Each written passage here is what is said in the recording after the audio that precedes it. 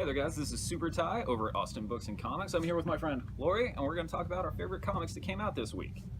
I'm going to start with Paybacks #1. This is actually kind of issue number 5 because the original series kind of got canceled from the other publisher that was doing it, Dark Horse, and Heavy Metal Magazine picked it up.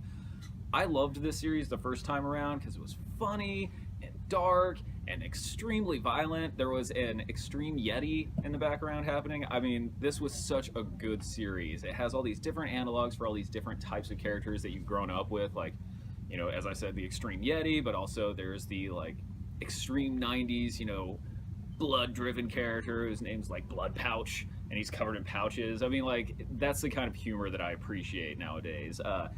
If you've never read this, read the first volume. There's also another book called Buzzkill that's in the shared universe of this. Super good stuff all the way around. It's written by Donnie Cates, who's a friend of the store, but he's also a really funny guy. Definitely check this out. What's your first one, Lauri? I have The $6 Million Man, The Fall of Man. And I've always been kind of curious about The $6 Million Man because it's referenced so much and stuff.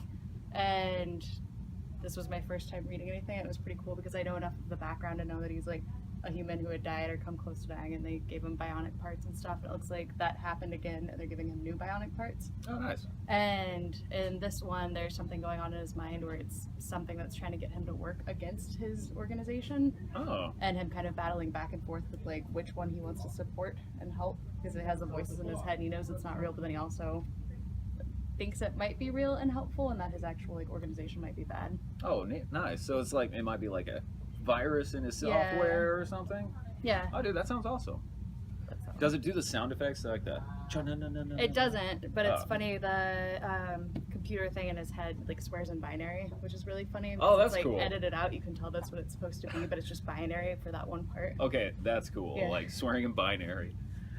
We should all learn how to do that so we can get away with it. My next one is Civil War II, issue number 3. I'm not gonna lie, I was a little skeptical about Civil War II. I was like, sequel to a big event, kind of like Secret Wars 2. It's, you know, because that one didn't really work out that well. But I've been reading this, and it's really deep. The whole basic premise is all our actions predetermined, or can we change fate? And I think that's a really cool idea. This one, something major happens. Not gonna spoil it at all, but you need to read this because it's changing things. And I know every solicitation for every comic book in the world says this will change everything forever. This actually does stuff. So pick this up. The artwork is great. It's I can never pronounce the guy's name. It's Marquez, but I can never remember his first name. David? But what? David? Is it David Marquez? Yeah. Well, I'm a fool. Anyways, this was really great. Written by Brian Michael Bendis. I've been blown away by this so far because it's deep, it's smart, a lot of action. Give this a shot. It's great.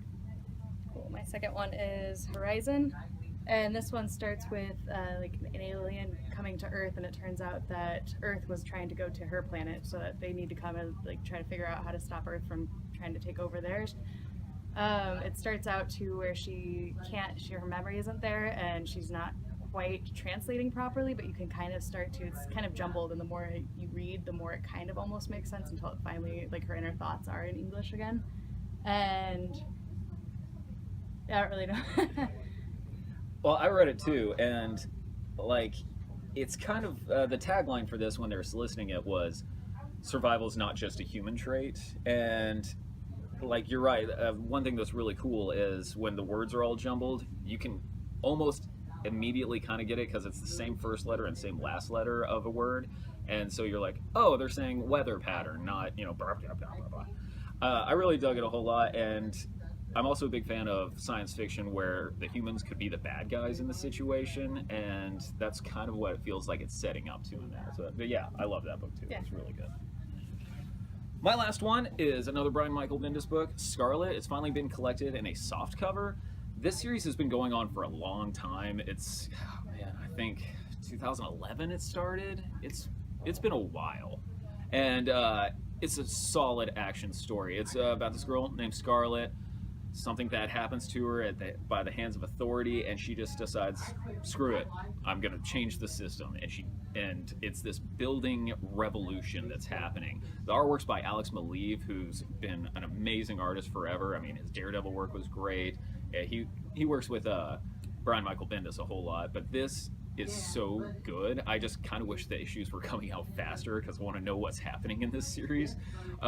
Definitely give this a shot. It's a very smart book, and I need that sometimes. Other times I just need giant monster fights, but this one is awesome. What's your last one, Laura? The Revisionists. The first one showed the main character in prison, about to get out, basically going up for a parole hearing, and then he gets a package from his estranged father that has like this wristband thing, and in this one we get to see him traveling through time, and it turns out he's supposed to be trying to save him and potentially his father by changing past event or current past events sort of thing, the weird time loop. And he's still trying to be the good guy because he just got out of prison and he'd like to not be put back in prison, but he also needs to kind of save everybody, so it's a weird balance of what's too far to go to try to save stuff and also not messing up the timeline. Nice. I'm a huge fan of those stories too. Like, I'm not ashamed to admit this. I love the movie Time Cop. I think it's great. And I'm a big fan of like, oh, changing the past will mess up the future kind of stories. And there's a really great book called Distant Thunder that was very much like that. All about dinosaurs and killing them and changing everything. Anyways, it's by Aftershock, who I've been a huge fan of as well. So yeah, The Revisionist is really awesome. Give it a shot. But that'll do it for us this week. You can follow me at SuperTy1. Where can they follow you? _Hi Laurius at Twitter. Hi Laurius. Is it Lauri? Yep. Okay. OUS.